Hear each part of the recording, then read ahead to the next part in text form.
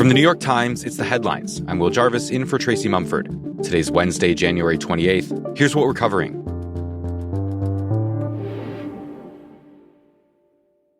ICE cannot be reformed. It cannot be rehabilitated. We must abolish ICE for good.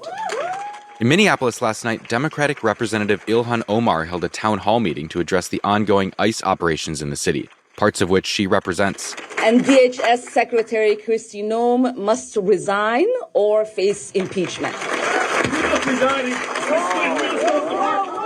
A few minutes after she started talking, a man jumped up from the audience, rushed forward, and used a syringe to spray Omar with a substance that smelled strongly of vinegar. I don't know. A security officer tackled the man, who police arrested on suspicion of assault.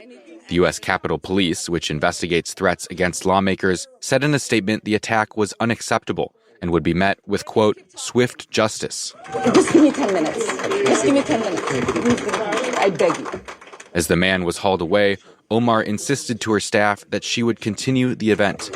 Here is the reality that people like this ugly man don't understand. We are Minnesota strong, and we will stay resilient in the face of whatever they might throw at us. A few hours earlier, people come in, they have to show that they can love our country. They have to be proud. Not like Ilhan Omar. Did you see what? President Trump, who has repeatedly made inflammatory, racist remarks about Omar and her Somali heritage, had mocked her at a rally in Iowa. She's always talking about the Constitution provides me with the following. The Constitution, she comes from a country that's a disaster. It's a problem. And in a phone interview with ABC News after the attack, Trump, who said he hadn't seen video of the incident, accused Omar of staging it. He said, quote, she probably had herself sprayed, knowing her. Meanwhile, the backlash to the killings by federal agents in Minneapolis this month has now swept up two key administration officials. Yesterday, top House Democrats said that Homeland Security Secretary Kristi Noem should be fired immediately, and that if she isn't, they would push to impeach her, though they would need some Republican support to do that. And the Times has learned that the administration has barred Gregory Bovino, a senior Customs and Border Patrol officer, from his official social media account. Bovino had used the account to promote his work and hit back at critics. He's been recalled from his assignment in Minnesota as the White House tries to do damage control over the aggressive immigration operations in the state. And in terms of how the administration's immigration policies have been playing out for the whole country, new data from the Census Bureau shows that Trump's approach has contributed to a sharp slowdown in population growth. According to the numbers, from mid-2024 to mid-2025, the U.S. had one of the slowest growth rates in the country's history. While part of it is America's declining birth rate, which has been dropping for nearly 2 decades, other major reasons include Trump's effective shutdown of the southern border, how hard he's made it to get visas, and the fact that a lot of people are simply choosing not to come to the U.S. at all.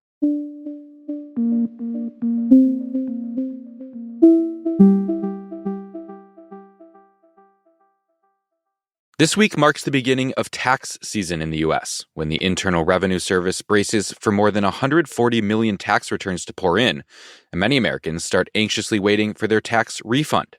It was a really tough year last year for the IRS. They lost roughly a quarter of their staff under the Trump administration's attempts to reduce the size of the federal workforce. More than half a dozen different people led the agency on a kind of almost rotating basis. And so I wanted to sit down with and get to know and understand the guy whose job it is to make the IRS work this year. My colleague Andrew Duran recently profiled Frank Bisignano, the head of the IRS, and he says there are 3 key things to know.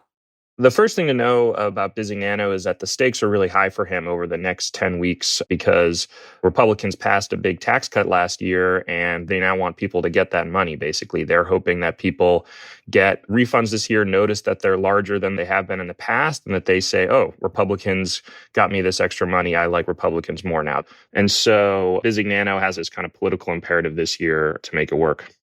The second thing to know about Frank Bisignano is that he does have a lot of relevant experience in payments processing. He was the CEO of a large payment processing company right before he joined the Trump administration.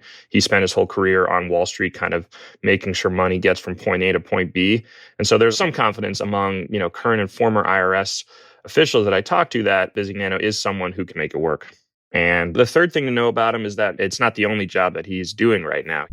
He is also running the Social Security Administration. He is the Senate-confirmed commissioner of that agency, which is also a very large and consequential agency. I mean, when I talked to him about this, he said that, he's done other big jobs at the same time before in his career.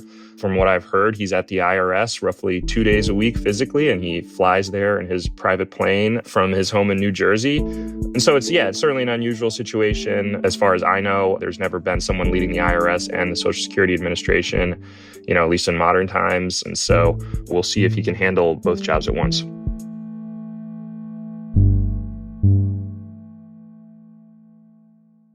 A new study published yesterday shows the staggering human toll of the war in Ukraine. According to the report from the Center for Strategic and International Studies, the total number of Russian and Ukrainian troops killed, wounded, or missing during 4 years of war has now climbed to almost 1.8 million. Since Russia is believed to undercount its casualties and Ukraine doesn't publish official figures, researchers relied on U.S. and British estimates, among other sources. They found that roughly 100 to 140,000 Ukrainian troops have been killed since the war began, and that Russia, which has 3 times their manpower on the battlefield, has suffered more losses than any major world power since World War II. About 35,000 Russian soldiers have been getting killed or injured every month. The massive loss of life comes as things have largely stalled on the front lines. In the past 2 years of fighting, Russia has only managed to seize an additional 1.5% of Ukrainian territory.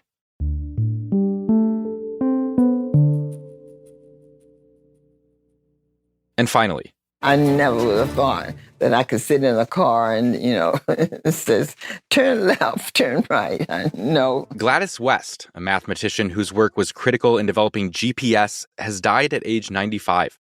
Despite the fact that many Americans rely on the tech every day, her role in it went unrecognized for nearly all of her life.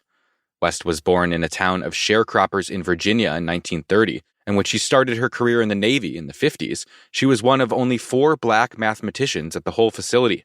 There, she went on to lead a group that calculated the precise shape of the planet, accounting for things like tidal forces and the curvature of oceans.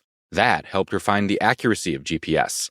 Flash forward to 2018, West had never even told her own children about her work, in part because some of it had been classified, in part because that just wasn't her style. When a fellow alum from her sorority offered to help get her story out there by contacting a local newspaper reporter, West asked her, "Do you think anybody would care?" Notably, even though GPS, the system she helped make possible, is now everywhere, West herself still preferred paper maps, telling The Guardian at one point that she was a hands-on kind of person. Those are the headlines. Today on The Daily. Now it seems we are at the point where the president has realized that he might have overshot on this agenda item, where actually he went so far that now the optics are actually not working in his favor. More on how the Trump administration may be changing course in Minneapolis. You can find that in the New York Times app or wherever you get your podcasts. I'm Will Jarvis. We'll be back tomorrow.